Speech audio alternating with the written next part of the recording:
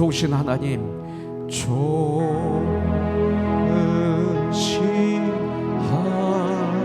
하나님,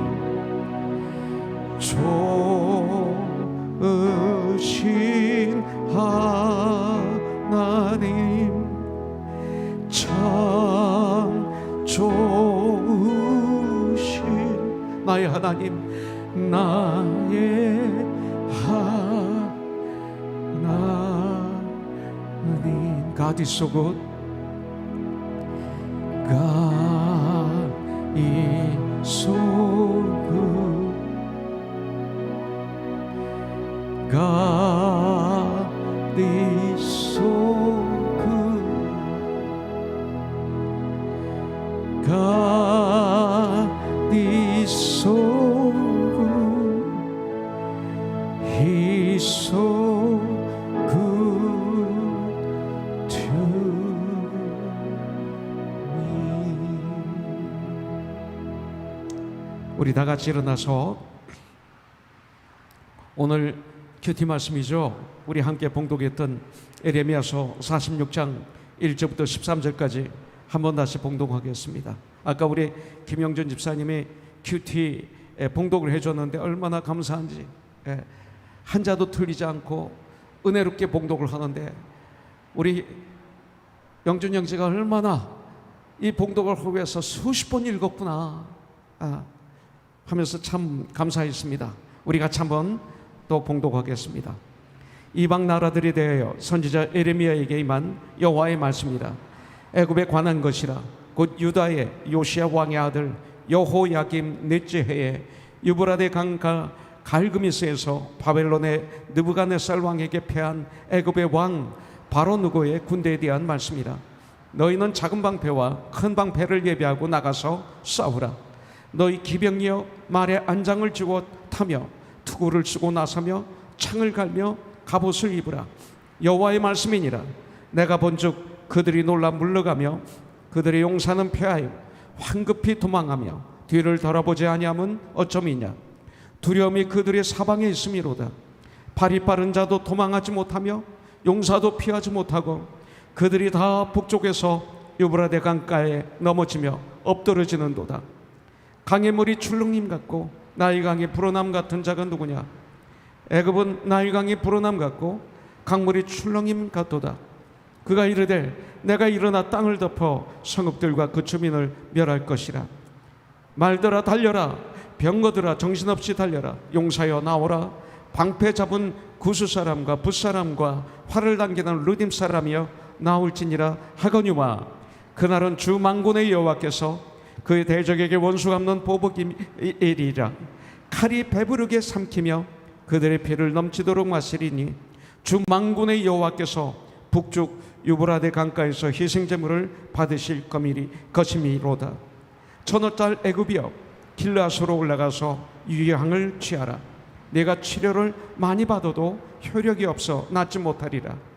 내 수치가 나라들에 들렸고 내 부르짖음은 땅에 가득하여나니 용사가 용사에게 걸려 넘어져 둘이 함께 엎드려졌습니다.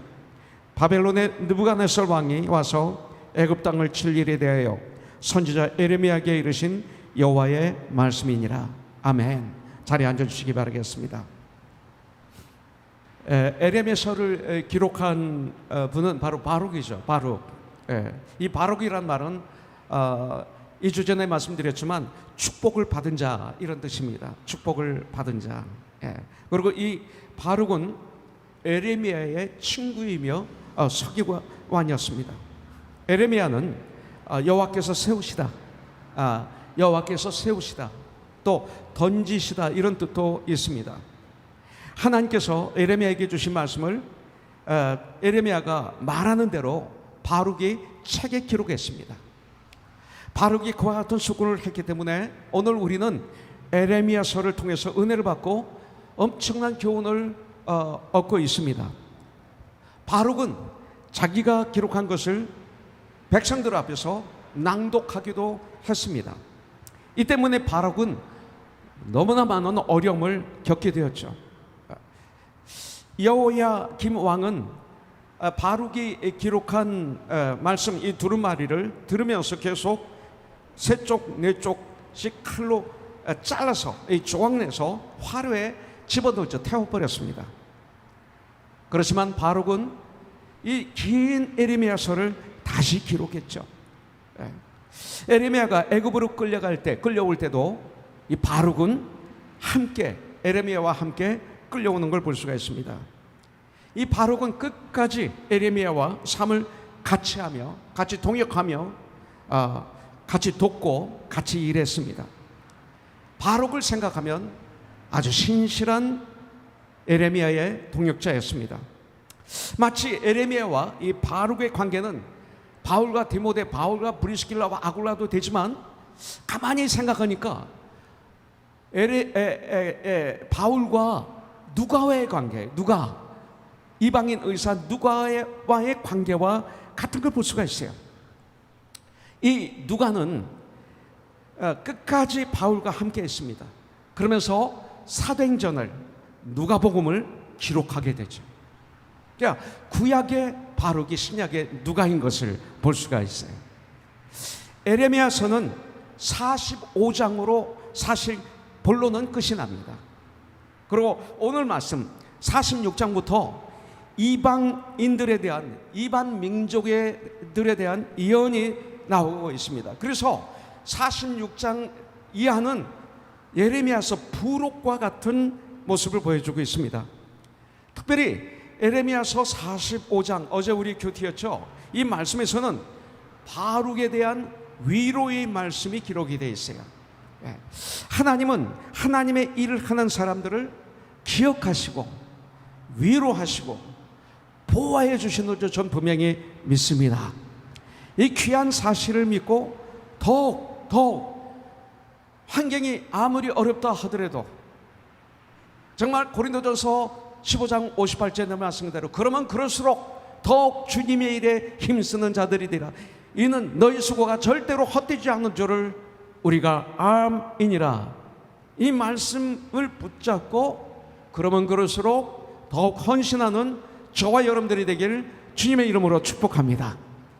오늘 말씀은 애굽에 관한 여호와 하나님의 말씀입니다. 결국 애굽은 뭐를 상징해요? 이 세상을 상징한다고 그랬어요. 이 세상에 대한 하나님의 말씀입니다. 그래서 에레미야서 46장부터는 이방 나라들에 대한 예언이라고 말씀드렸어요. 그래서 1절에 보니까 이방 나라들에 대하여 선지자 에레미야에게 임한 여호와의 말씀이라, 이렇게 말씀하고 있어요. 애굽, 블레셋, 모압, 암몬, 에돔, 다메섹, 게달과 하솔, 엘람, 바벨론, 여러 나라들에 대한 예언입니다. 당시 이스라엘 주의 모든 나라와 그 부족들이 다 예언의 대상입니다. 이 말은 뭡니까? 하나님의 통치는 이스라엘에게만 적용되고 해당되는 것이 아니라는 것입니다. 하나님의 통치는 세계 모든 나라가 다 하나님의 주권 아래, 하나님의 통치 아래 있다는 것을 말씀하고 있어요. 에레미야서 45장 4절에 보니까 보라, 나는 내가 세운 것을 헐기도 하며 내가 심은 것을 뽑기도 하나니 온 땅에 그리하겠거늘, 온 땅에 그리하겠거늘, 이렇게 말씀하고 있어요. 그래서 이 말씀의 근거에서 보면 이 성경 말씀도, 이 성경책도, 하나님의 말씀도 예수 믿는 사람들에게만 적용되는 것이 아니구나 라는 걸 알게 됩니다. 예수 믿지 않는 사람들, 모든 나라, 모든 민족, 모든 사람들에게 다 적용되고 있구나. 1절에 이방 나라들에 대한 예언을 하고 계시는 거예요. 예언. 근데 먼저 애굽에 대한 예언이 나오고 있습니다.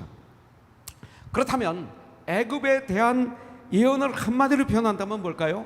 내가 아무리 강한 나라라 하더라도 하나님이 내 편이 아니기 때문에 너는 망한다, 너는 패한다, 이렇게 한마디로 결론 내릴 수가 있어요. 지금 우리가 보는 세상이 애굽과 같이 강해요. 똑같이 적용됩니다. 3절 이하에 보면 애굽이 얼마나 강한 나라인지 알 수가 있어요. 작은 방패, 큰 방패, 강한 말들, 투구, 창, 갑옷, 지금으로 말하면 최상의 무기들이 등장하고 있어요. 애굽 왕 바로누고는 최강의 용병 부대도 가지고 있었어요. 9절에 보니까 말들아 달려라, 병거들아 정신없이 달려라. 강함이 나오죠. 용사여 나오라. 방패 잡은 구스 사람 용병들입니다. 붓 사람과 활을 당기는 르딤 사람이여 나올지니라 하거니와 그랬어요. 여기서 구스 사람은 에디오피아를 말하고 있습니다. 붓은 리비아의 한 족속이었습니다. 르딤은 아프리카의 다른 이름인데 활을 특별히 잘 쏘았던 것 같습니다. 애굽은 동원할 수 있는, 강함을 위해서 동원할 수 있는 것은 모든 걸 다 동원한 것을 볼 수가 있어요. 이 시대와 같아요. 또 심지어는 애굽은 나일강의 불어남 같고 풍요로움, 강물이 출렁임 같도다 8절에 기록되어 있어요. 이 말씀을 보면 애굽 왕 바로누고는 자신만만했어요. 이게 지금 세상이에요. 때때로 교회를 핍박하는 권력자들이에요. 자신만만했어요. 8절 뒷부분을 보면 그가 이르되 내가 일어나 땅을 덮어 성읍들과 그 주민들을 멸할 것이라 라고 말하고 있어요. 애굽 왕 바로누고가 그 정도의 군대를 동원했으면 분명히 승리해야 돼요. 그것이 인간의 계산이에요. 100% 승리해야 돼요. 그런데 BC 605년 주전, 예수님이 땅에 오시기 605년 전에 유브라데 강가 갈그마스에서 벌어진 전투에서 바벨론 느부갓네살 왕에게 처참하게 패배를 당합니다. 그 패배의 모습이 11절 12절에 기록되어 있죠. 처녀딸 애굽이여 길라앗으로 올라가서 유황을 취하라. 내가 치료를 많이 받아도 효력이 없어 낫지 못하리라. 내 수치가 나라들에 들렸고 내 부르짖음은 땅에 가득하였나니 용사가 용사에게 걸려 넘어져 둘이 함께 엎드러졌습니다. 회복될 수 없는 상처를 받게 됩니다. 수치가 임합니다. 비명소리가 들립니다. 전사자들이 애굽 전국에, 그 죽은 군인들이 애굽 전국에 차고 넘치게 됩니다. 바로 이 전쟁을 통해서 애굽은 망하게 되고 바벨론이 세계 패권을 잡게 되는 거죠. 그렇다면 우리가 한번 생각해 봐야 돼요. 왜 애굽이 망했는가? 몇 가지 이유가 있을 수 있으나 그 중에 가장 중요한 이유는 가만히 말씀을 앞뒤로 묵상해 보면 유다왕 요시야는 아주 의로운 왕이었어요. 그 의로운 유다의 왕 요시야를 죽였기 때문이에요. 그거 아셔야 돼요. 잘못된 교회를 핍박하는 게 아니라 올바른 교회를 핍박하면 이렇게 되는 거예요. 4년 전 애굽 왕 바로누고가 바벨론을 치기 위해서 군대를 이끌고 북상하는 것을 유다 왕 요시야가 무깃도에서 막았습니다. 여기서 요시야 왕은 아주 비참하게 전사하죠. 우리는 오해합니다. 어떻게 하나님을 잘 믿었는데 그렇게 비참하게 죽을 수 있을까? 비참하게 죽은 거 아닙니다. 하나님이 일을 하다가 하나님 말씀에 순종하다 죽었으면 그건 비참한 거 아니에요. 이것은 승리의 삶이죠. 여러분들, 요시야는 우상들을 때려부시고 다시 예배를 회복시킨 위대한 왕이었습니다. 하나님은 이 일을 기억하시고 이번 바로누고를 패배하게 하신 거예요. 전 이렇게 믿습니다. 성경은 그렇게 말하고 있습니다. 하나님은 의로운 사람이 흘린 피를 절대로 그대로 두지 않으십니다. 여러분들, 제일 중요한 것은 하나님이 바로 왕의 편이 아니었기 때문에, 애굽 편이 아니시기 때문이었습니다. 하나님이 누구 편이냐에 의해서 갈라지는 거예요. 하나님은 이미 바벨론을 들어서 하나님의 도구로 사용하고 계십니다. 지금 애굽은 여기에 대항했습니다. 하나님의 뜻에 대항한 거예요. 세상이 여기에 대항했습니다. 여러분들, 하나님의 손이 함께하는 쪽을 어느 누구도 절대로 이길 수가 없어요. 그렇기 때문에 우리 하나님의 사람들은 과연 이것이 하나님이 원하시는 일인지 항상 먼저 하나님께 묻는 훈련을 해야 돼요. 말씀을 통해서 이것이 하나님의 뜻입니까? 성경은 뭐라고 말씀하고 있는지, 주님이라면 어떻게 하셨을지, 기도와 말씀으로 항상 하나님을 바라봐야 돼요. 그리고 우리가 할 수 있는, 주 안에서 우리가 할 수 있는 모든 것은, 우리의 힘으로 할 수 있는 일은 주 안에서 다 하는 거예요. 이거 빼면 안 돼요. 그런 다음에 우리는 하나님이 함께 하시기를 간구하는 거예요. 그럴 때 우리의 인생은 승리합니다. 우리는 성공합니다. 자녀 교육도 이렇게 해야 돼요. 사업도 이렇게 해야 돼요. 직장도 이렇게 해야 돼요. 가정도 이렇게 해야 돼요. 그렇지 않으면 인간의 준비가 아무리 완벽해도, 애굽처럼 아무리 준비를 완벽하게 해도 실패합니다. 애굽 왕 바로 누구가 바벨론을 치기 위해서 동원할 수 있는 것을 다 동원했습니다. 그리고 그들의 군인들이 사기도 높았습니다. 그러나 그들은 패했습니다. 우리는 내가 하는 일이 정말 하나님의 영광을 위한데, 무엇을 먹든지 마시든지 무엇을 하든지 하나님의 영광을 위해서 하라. 하나님을 위한 일, 하나님이 원하시는 일이어서, 하나님이 그러므로 말미암아 우리와 함께 하시도록 우리는 기도해야 됩니다. 하나님이 함께 하시면 능치 못함이 없습니다. 하나님 우리에게 약속하셨어요. 내가 너희와 함께 하리라. 세상 끝날까지 내가 너희와 함께 하리라. 그런데 문제는 우리가 문제예요. 여러분들, 지금 미국은, 많은 세계들은 멸망을 향해서 막 달려가는 것 같습니다. 복음을 증거하기 위해서 유럽에 가보면 마음이 너무나 아픕니다. 이제 마음대로 복음을 증거할 수 없는 시대가 되고 말았어요. 모든 법이나 사회 구조가 성경과는 반대로 아주 폭포에서 물이 떨어지는 것처럼 바뀌고 있습니다. 역시 미국도 마찬가지입니다. 멸망을 향해서 막 달려가는 것 같아요. 여러분들, 대통령 후보들을 보면서 많은 분들 낙심하고 아파하고 계시죠? 전 요 근래 이런 생각을 했어요. 그건 문제가 대통령 후보가 아니다, 즉 대통령이 아니다, 바로 우리다. 왜냐하면 지난번 대통령 후보들이 막 많이 나왔어요.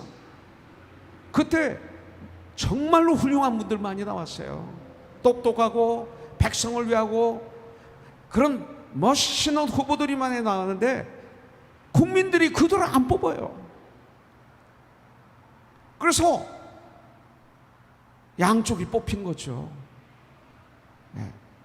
참 귀한 분들이 많았어요. 문제는 국민들이 다 낙선시키고 남은 분들이 이분들이에요. 국민들의 선택이 이 두 분인 거예요.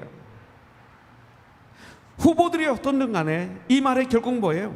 국민들의 현재의 정신 상태와 문화 상태와 그들의 믿음의 상태와 그 모든 것이 이 두 분과 같은 부류라는 거예요. 여기에 문제가 있는 거예요. 그래서 성경과 같죠. 우리가 주님 앞에 바로 서 있을 때는 위대한 지도자를 세워주시고, 주님 앞에 바로 세워지지 않을 때는 여호야김, 시드기야 뭐 이런 사람들을 세우는 거예요. 여러분들, 동성결혼이 합법화됐어요. 소돔과 고모라가 멸망한 이유가 동성애예요. 심지어 교회 나가는 요새 젊은 아이들, 어린이들 동성애가 so what 그럽니다. 교회에서 제대로 안 가르쳐서, 여러분들이 제대로 안 가르쳐서 이게 죄인지를 모릅니다. 시대가 가는 대로 갑니다. 개가 순놈과 순놈이 새끼를 낳습니까? 토끼가 순놈과 암놈이 새끼를 낳습니까? 호랑이가 순놈과 순놈이 새끼를 낳습니까? 제가 말 잘못했네. 순놈과 순놈이 새끼를 못 낳잖아요. 암놈과 암놈이 새끼를 못 낳잖아요. 동물도, 심지어는 우리가 아주 지저분하게 얘기하는 그 곤충 같은 것도 순놈과 암놈이 있어야만이 새끼를 낳는 거예요. 알을 까는 거예요. 그런데 왜 인간만 이것이 옳다고 하는지. 구조가 다 다른데 남자와 여자는 달라요. 다르게 창조하셨어요. 높고 낮음은 없지만 이게 지금 세상이란 말이죠. 도덕이 깨졌어요. 옳고 그름이 깨졌어요. 그래서 문제가 있는 거예요. 낙태를 위해서 합법화될 뿐만 아니라 정부에서 낙태를 하는 사람들에게 세금으로 풍성하게 후원해주는 시대가 되고 말았어요. 생명이 무참하게 죽어나가고 있어요. 이거에 대해서 길티 필링이 없어요. 이 코로나라는 재난을 핑계로 이제 정부가 교회를 컨트롤하는 시대로 가고 말았어요. 정부의 명령에 의해서 예배도 드릴 수 있고 못 드리기도 하고 안으로 들어가기도 하고 바깥에 드리기도 하고 몇 명이 모여서 드리기도 하고 완전히 컨트롤 당하고 있어요. 히브리서 10장 25절에 보니까 모이기를 피하는 어떤 사람들의 습관과 같이 하지 말고 오직 권하여 그날의 가까움을 볼수록 더욱 그리하자. 주님은 이렇게 명령하고 계시는데 모이기를 두려워하고 있어요. 너무 두려워 떨고 있어요. 분명히 이것은 성경이 아닙니다. 최선을 다해 조심하면서 마스크 쓰고 손을 계속 닦고 거리를 좀 두고 그러고 모이면 바이러스 침노하지 못합니다. 정말로 우리가 그렇게 조심하면 하나님이 지켜주십니다. 전 분명히 믿습니다. 문제가 있을 때마다 막고 클로스하는 게 아니라 오픈하고 일하면서 거기서 전쟁하면서 고쳐가야지. 그렇지 않으면 우린 집니다. 교묘하게 마귀는 지금 전 세계를 장악하기 위해서 별짓다 합니다. 눈 뜨고 봐야 돼요. 마음의 눈을 뜨고 말씀의 눈을 뜨고 이 세계를 보면서 분별해야 돼요. 세상이 너무나 우리 믿는 자들에게 무섭게 다가오는 것 같습니다. 만약에 이걸 느끼지 못한다면 우리는 안 됩니다. 너무 애굽처럼 강하게 우리를 어택하기 때문에 많은 크리스찬들이 두려워 떨고 있습니다. 안 됩니다. 절대 안 됩니다. 하나님은 진실로 주님을 의지하는 자들의 편이신 줄 믿습니다. 나는 아무 힘이 없는 거 압니다. 나의 이 가짜는 입술을 가지고 내가 누구를 변화시킬 수 있겠습니까? 저는 절을 합니다. 그래서 저는 전지전능하신 주님 앞에 무릎을 꿇을 수밖에 없고 엎드릴 수밖에 없습니다. 그래서 저는 계속 기도할 수밖에 없는 거예요. 최선을 다해 준비한 다음 그 다음 주님이 함께 하시고 역사하실 때 도저히 내 힘으로 할 수 없는 놀라운 일들이 일어나는 것을 저는 체험합니다. 이것을 보면서 쓰임받는 기쁨, 감사를 드릴 수 있는 것입니다. 이것이 축복이요, 이것이 상례입니다. 그렇기 때문에 굉장히 중요한 말씀입니다. 기회를 놓치지 말아야 됩니다. 기회를 놓치지 마십시오. 많은 우리 크리스찬들이 기회를 놓치고 있어요. 애굽을 암송아지에 비유하고 있습니다. 20절에 보니까 애굽은 심히 아름다운 암송아지일지라도 북으로부터 쇠파리떼가 줄곧 오리라 그랬어요. 이 얘기는 뭡니까? 애굽은 황소를 신으로 섬겼었어요. 하나님으로.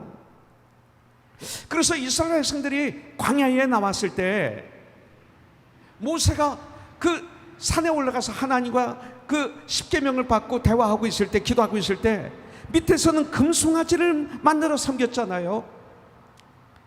그들이 살았던 애굽의 영향 때문에 애굽을 끊지 않으면 그렇게 되는 거죠. 또 애굽을 뱀에 비유했습니다. 그런데 이 뱀은 권력을 상징합니다.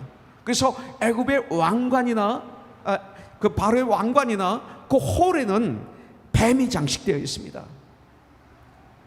21절 22절을 보면 그런 강함에도 돈을 주고 산 강한 군사들도, 그런 강한 군사도, 또 용병들도, 그런 강한 무기도 아무 소용이 없는 거예요. 오늘 말씀 가운데 우리에게 많은 도전을 주고 있습니다. 특별히 17절이에요. 그들이 그곳에서 부르짖기를 애굽의 바로 왕이 망하였도다. 그가 기회를 놓치었도다. 그가 기회를 놓쳤도다. 그가 기회를 놓쳤도다.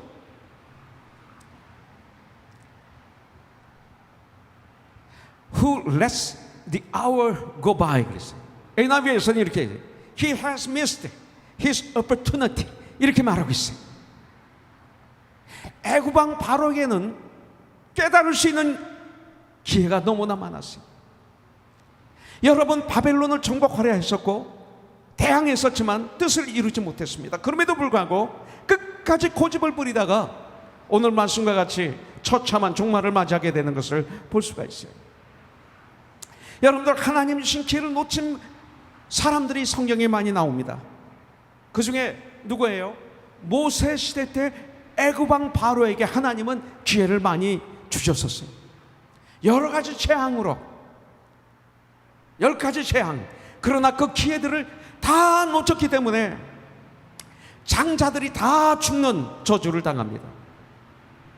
그러도 깨닫지 못하고 이스라엘 백성들을 보내고 난 다음에 깨닫지 못하고 욕심이 생겨서 이 교만 때문에 모든 군대를 거느리고 이스라엘을 쫓다가 마지막에는 홍해 바다에 그 강한 군대를 다 몰사시킵니다. 홍해 바다에서 다 잃어버립니다. 그리고 자기도 불행하게 죽습니다. 하나님께서는 우리에게 기회를 주십니다. 보라, 지금이 은혜의 시간이요, 보라, 지금이 구원의 시간이다. Now is the time. 기회를 주십니다. 에베소서 5장 16절에 보면 때를 아끼라, 세월을 아끼라, 때가 악함이라 그랬어요. 기회를 놓치지 말라 이 소리예요. 하나님 주신 기회를 놓치지 말라 이 소리예요. 하나님은 저와 여러분들 모두에게 기회를 주셨어요. 누구 원망할 필요 없어요. 그 기회를 놓쳐서 문제가 생긴 거예요. 재난을 앞두고는 피할 기회를 주시고 심판을 앞두고는 피할 기회를 꼭 주세요. 기회를 주시지 않은 일이 성경에 보니까 하나도 없어요. 저와 여러분들에게 기회를 주셨어요. 문제는 우리가 그 기회를 깨닫지 못하고 기회를 놓쳐버리는 것입니다.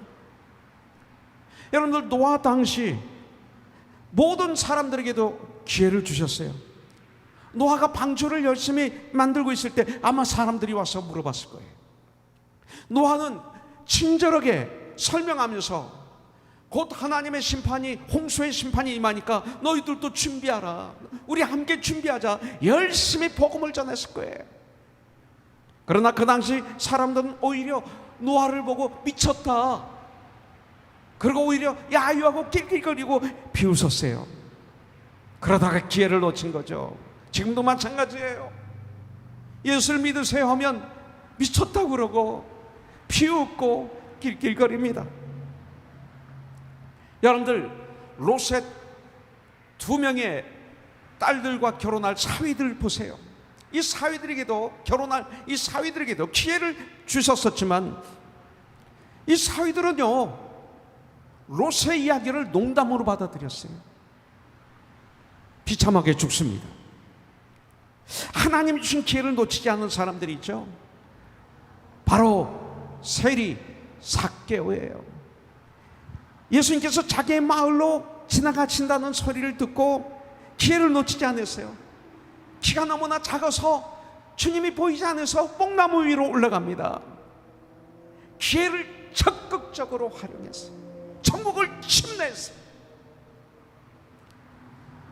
결국 주님을 만나게 되고 주님을 자기 집에 초청하게 되죠. 바로 그 기회를 통해서 누가복음 19장 8절에 보니까 삭개오가 서서 주님께 여짜오되 주여 보시옵소서, 내 소유의 절반을 가난한 사람들에게 주겠습니다. 이게 주님을 만나면 일어나는 사건이에요. 저와 여러분들이 주님을 만나도 이런 일이 일어나지 않으면 문제 있는 거예요. 정말 주님을 만나면 이렇게 돼. 만일 누구 이것을 빼앗은 일이 있으면 4배로 갚겠습니다. 이렇게 되는 거예요. 주님을 만나는데 누구 걸 뺏고도 아무 관계없이 살아간다면 안 맞는 거예요. 안 맞는 거예요. 정말 주님을 만나면 4배로 갚겠습니다. 이게 회개고 이게 돌아옴이 멋있는 거예요. 이때부터 인생은 달라지는 거예요. 파워가 있어요. 능력이 있어요. 주의를 변화시키는 사람을 만들어요. 그 결과 주님으로부터 어떤 말씀을 듣습니까? 오늘 바로 이 시간 구원이 이 집에 이르렀느니라. 그 전에는 아니었어요. 이렇게 하시는 축복을 선물로 받았습니다. 영생을 얻게 된 거예요. 여러분들 베드로도 회개의 기회를 잘 사용한 사람입니다. 베드로가 예수님을 3번이나 부인했습니다. 누가복음 22장 60절부터 62절을 보니까 베드로가 이르되 이 사람아 나는 네가 하는 말을 알지 못하노라 하고 아직 말하고 있을 때 닭이 곧 울더라. 주께서 돌이켜 베드로를 보시니 자 태규가 지금 저를 봐요. 보시니 나를 보면 무슨 생각이 나 지금? 네. 그냥 느끼는 거예요. 승순형제 내가 이렇게 봤어. 나를 봤지? 지금 무슨 생각 나요? 아 성령 충만. 이거 아분과 진실인가 보네. 하여튼 이렇게 본 거야. 봤는데 베드로를 보시니 베드로가 주님의 말씀 곧 오늘 닭 울기 전에 네가 3번 나를 부인하리라 하심이 생각나서 말씀이 생각나서 말씀이 내 마음에 막 부딪혀서 내가 3번 예수님을 부인했구나. 주님이 말씀하신 대로 밖에 나가서 심히 통곡하니라 그랬어요.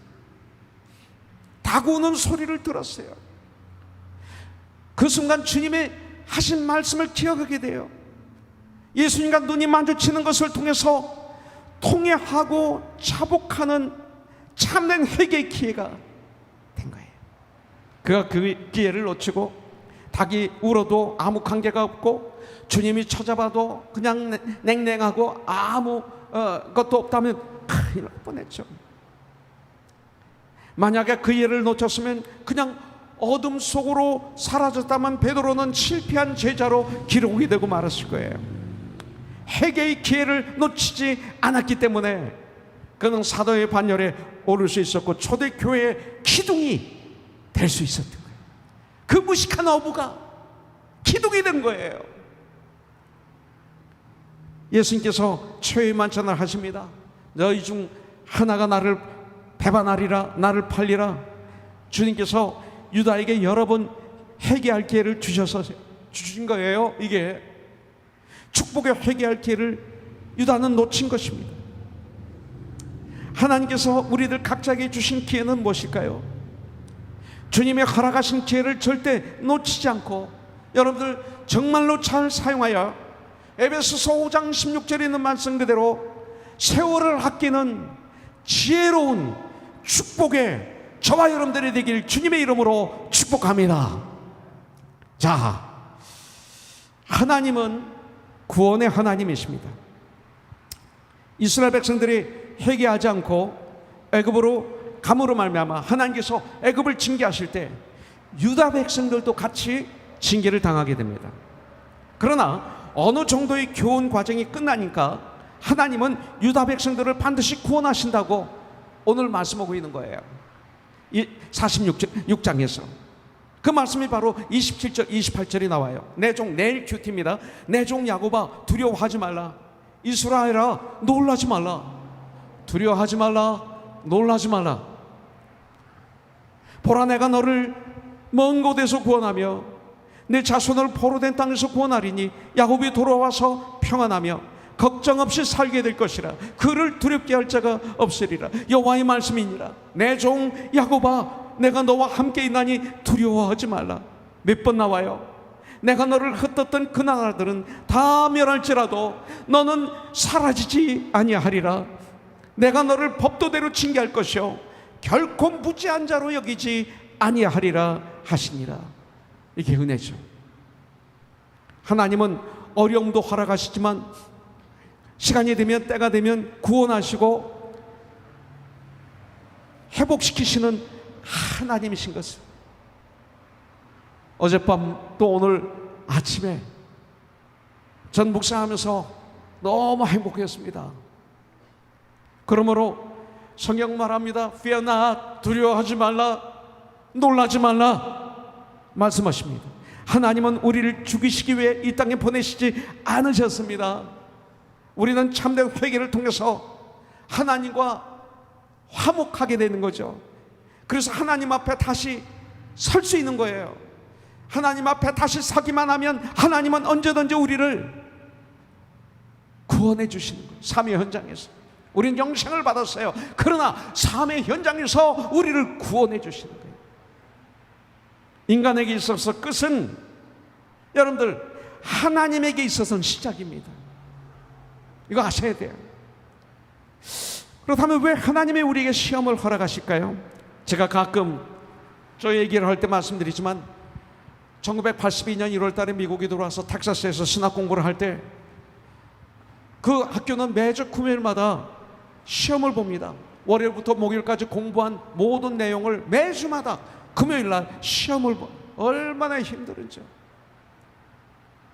영어도 잘 안 되는데 시험을 보는데 얼마나 힘든지. 금요일날 목요일날 밤만 되면 저는 미칩니다. 잠도 못 자고 입술이 바짝바짝 마르고 막 트고, 아무리 밤새도록 한글 성경, 영어 성경, 영한사전, 한영사전, 그 당시에 아무것도 없었기 때문에 그래서 책상을 제가 2개 썼어요. 한영사전, 영한사전, 한국성경, 영어성경, 그리고 제 노트 반 친구 노트 빌려서 놓고 해도 안 돼요. 얼마나 힘든지. 한국에 돌아가고 싶어서요 수십 번 매일마다 돌아가고 싶었어요. 코피는 매일 아침 저녁으로 터지지. 너무 힘드니까 밥을 못 먹겠지. 영양실조까지 걸렸어요. 그렇지만 포기하면 안 되잖아요. 뭐 주 안에서 num지 못함이 없다고 그랬는데, 근데 감사하게 저에게 공부를 가르쳐주는 룸메이트들을 학장님이 붙여주시고, 그리고 재미있는 것은 매주 목요일마다 공부가 끝나기 전에 교수님이 내일 시험의 날 문제들을 85%를 가르쳐줘요. 전 이걸 보면서 이게 뭐야 도대체. 시험 보는데 답을 다 가르쳐주면 이게 무슨 시험이야. 한국에서는 그게 아니잖아요. 다 비밀로 하잖아요. 85%를 가르쳐주는 거예요. 그래서 제가 교수한테 왜 답을 그렇게 다 가르쳐줍니까? 그러면 시험 아니지 않습니까? 그랬더니 빙긋이 웃으면서 뭐라고 그러냐면, 월요일부터 목요일까지 공부하고 금요일날 시험을 보는 것은 월요일부터 목요일까지 공부한 것을 너희들의 마음에, 머리에 입력시켜주기 위한 마지막 공부다. 이게 너희들을 떨어뜨리기 위해서 보는 시험도 아니고 헛두지기 위해서 하는 게 아니다. 지금 이 시험 보는 이 시험 문제들은 월요일부터 목요일까지 공부한 거의 핵심을 너희들에게 시험을 보게 하는데, 이 핵심을 알면 되는 거다. 그래서 한 85%를 가르쳐 주는 것은 이건 너희들이 다 통과해야 되니까 가르쳐 주는 거고, 나머지 15% 가지고 A학점, B학점이 나오는 거예요. C학점은 제가 받을 수 있는 거예요.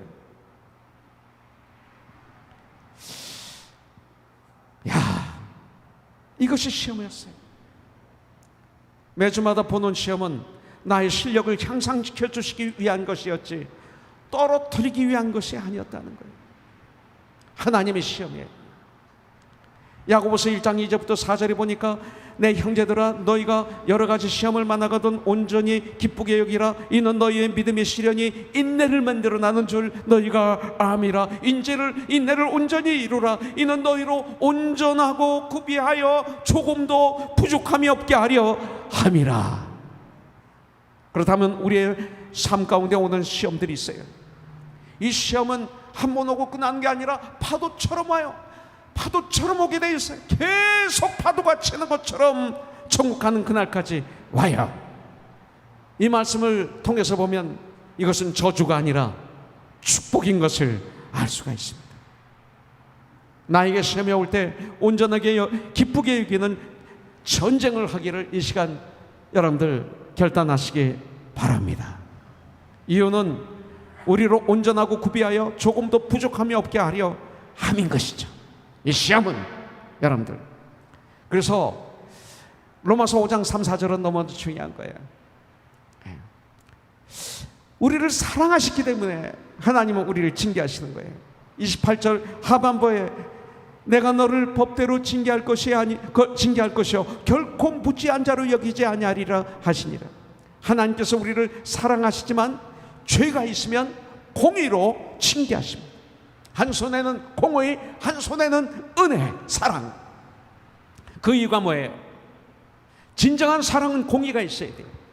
우리를 바르고 강하게 만들기 위해서, 강한 천국의 백성들로 훈련시키기 위해서, 우리가 삶을 살아가는데 하나님이 필요한 줄 깨닫게 하기 위해서, 내가 할 수 있다가 아니라 난 아무것도 못해, 하나님이 나와 함께 하시면 난 능치 못함이 없어, 이것을 깨닫게 해주시기 위해서, 우리가 참된 가슴을 찢는 회개를 통해 멸망에 이르지 않게 하기 위해서.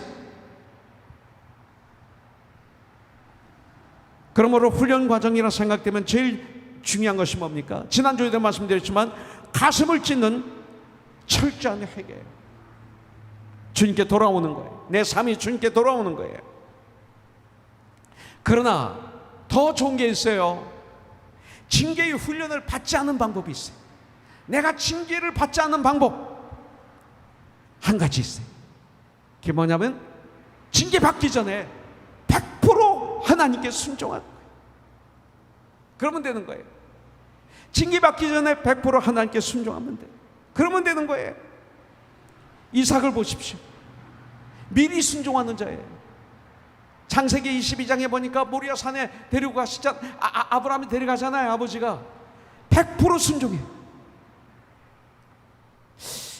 이삭은 하나님 앞에 납작 엎드린 온유한 자였어요. 그래서 그는 가는 곳마다 형통한 하나님의 역사를 체험하는 것을 우리는 볼 수가 있습니다. 이삭의 삶을 보세요. 미리 납작 엎드린 삶. 훈련이 우리에게 많은 유익을 주는 것도 사실이지만 미리 엎드리는 자가 된다면 환난을, 큰 훈련 과정을 거치지 않아도 우리는 하나님 앞에 복되고 형통한 자가 될 수 있다고 성경은 우리에게 가르쳐주고 있습니다. 그렇다면 어떤 일에 순종해야 될까요?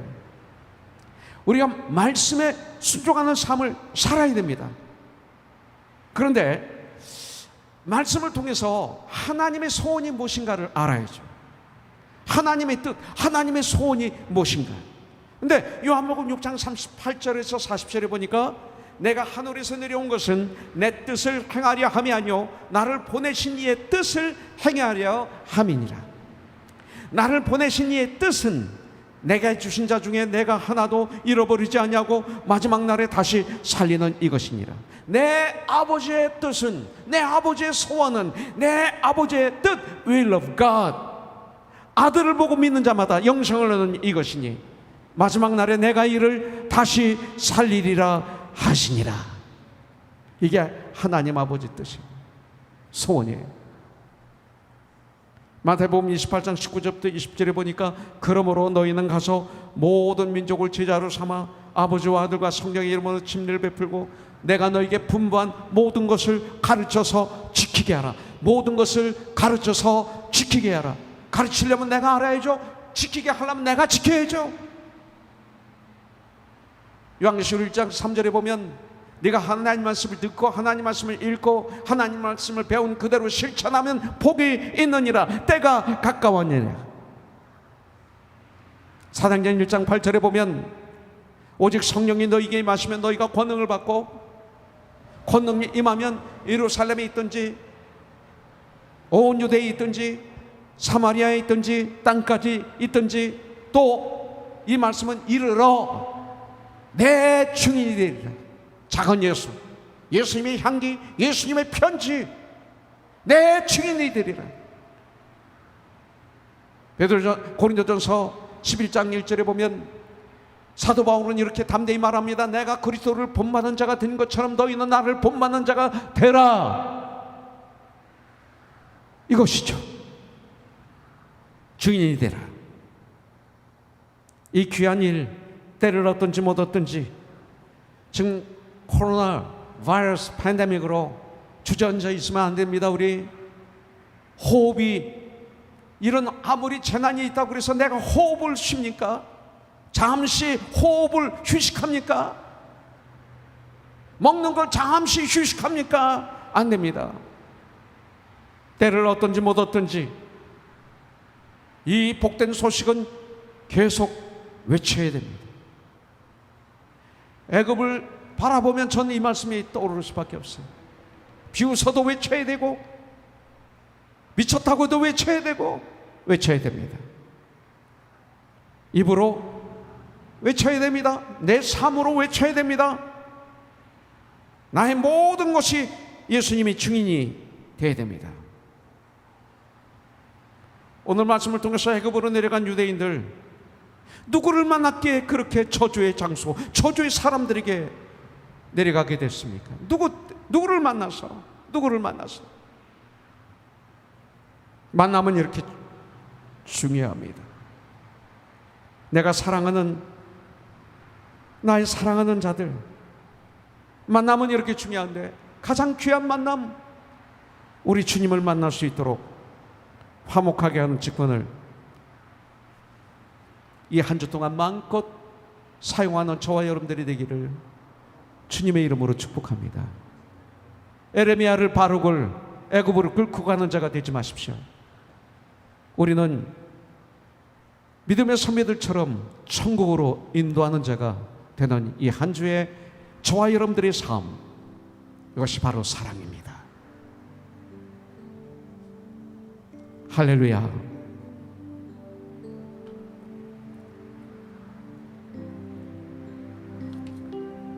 기도하겠습니다. 여러분들 같이 기도하십시오. 잠시 기도하십시오.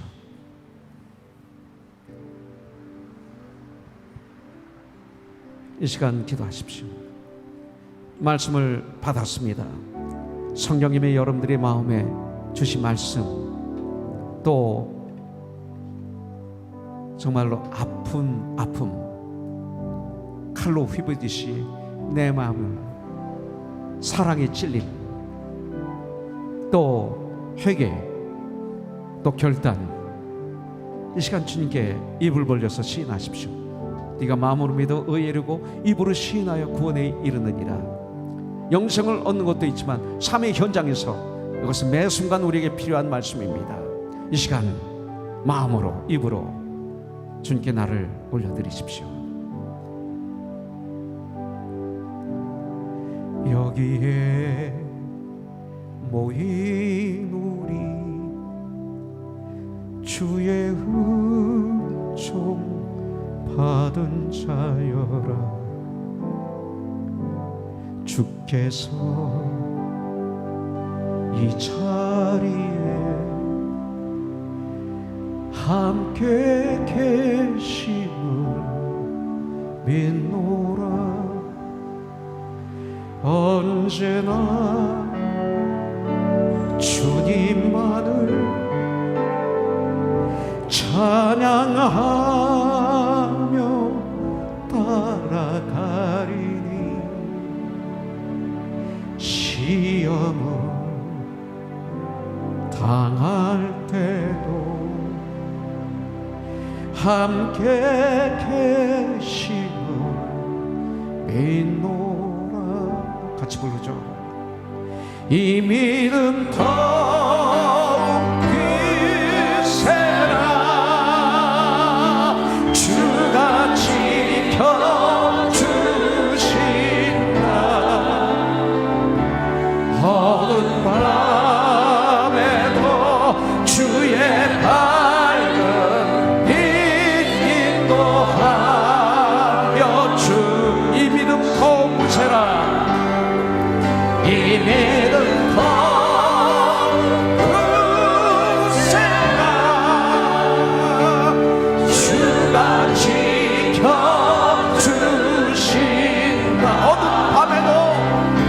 어두운 밤에도 주의 밝은 빛 한 번 더 이 믿음 더욱 굳세라. 할렐루야. 이 믿음 더욱 굳세라. 주가 지켜주신다. 어두운 밤에도 주의 밝은 빛 인도하여 주신다. 여러분들 승리하십시오. 이 한 주 작은 예수, 예수님의 향기, 예수님의 편지, 화목해하는 직분 승리 하시기를 축복합니다. 이제는 우리 주 예수 그리스도의 무한하신 은혜와 하나님 아버지 극진하신 사랑과 성령님의 감동, 감화, 역사심이 이렇게 진정으로 성령으로 예배를 올려드리고 신령으로 예배를 올려드리고 이제 세상을 향해서 나가는 하나님의 귀한 자녀들 위해 이 한 주간도 항상 함께하여 주시고 영광 받아주시고 역사하여 주시옵기를, 보호하여 주시옵기를 우리 주 예수 그리스도의 이름으로 축복하며 기도드립니다. 아멘.